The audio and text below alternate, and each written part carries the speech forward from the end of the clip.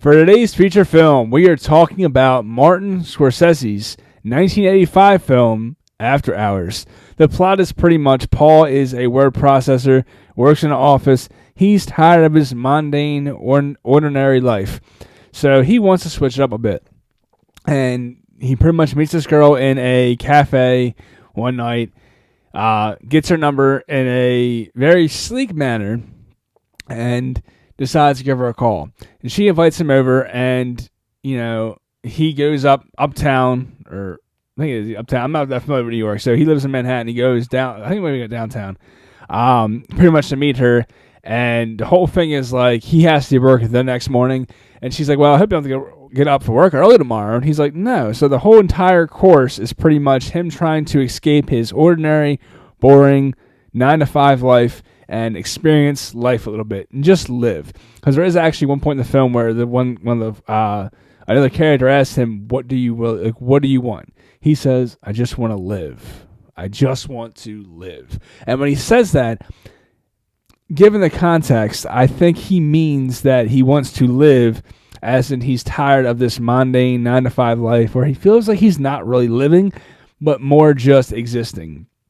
Now, I think what really works about this film from a non-cinematic aspect is the fact that this character is very fucking relatable.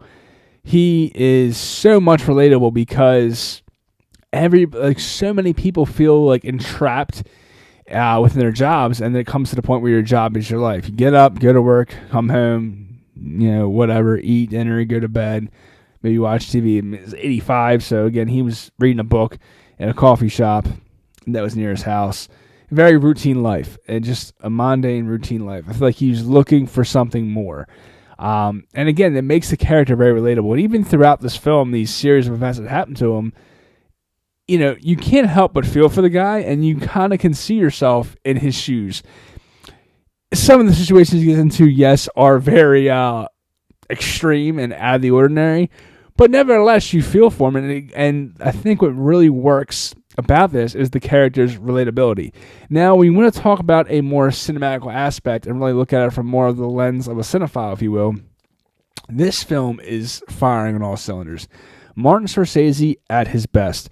You have some beautiful cinematography, and not to mention just an amazing score. Like, I love the score in this film and just how it changes throughout, but you always have, sometimes it's more abrupt and in your face, but other times it's more subtle, but it always really matches the scene beautifully. And I mean, Scorsese is known for doing more gangster films. I feel like a lot of times when you think of a Martin Scorsese film, you think of Goodfellas, Casino, even now more recently The Irishman. But usually you always think of him doing these like gritty, crime thrillers like, The Departed or Mean Streets. This is a film that's out of his wheelhouse, so to speak, or a film that is outside of what he has become to be known as a director. But he really makes this film work, and it has this unique undertone of comedy that really just is subtle, but it really sticks.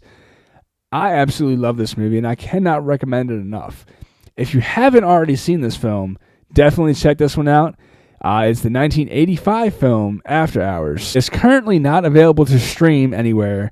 However, it is available on DVD, Blu-ray, and 4K.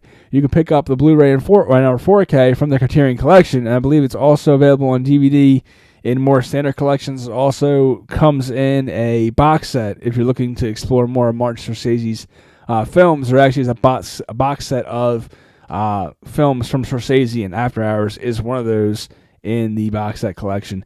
As always, if you like what you see here, you want to see more, go ahead and hit that subscribe button so you can see more. Thanks for watching, and we will see you next time.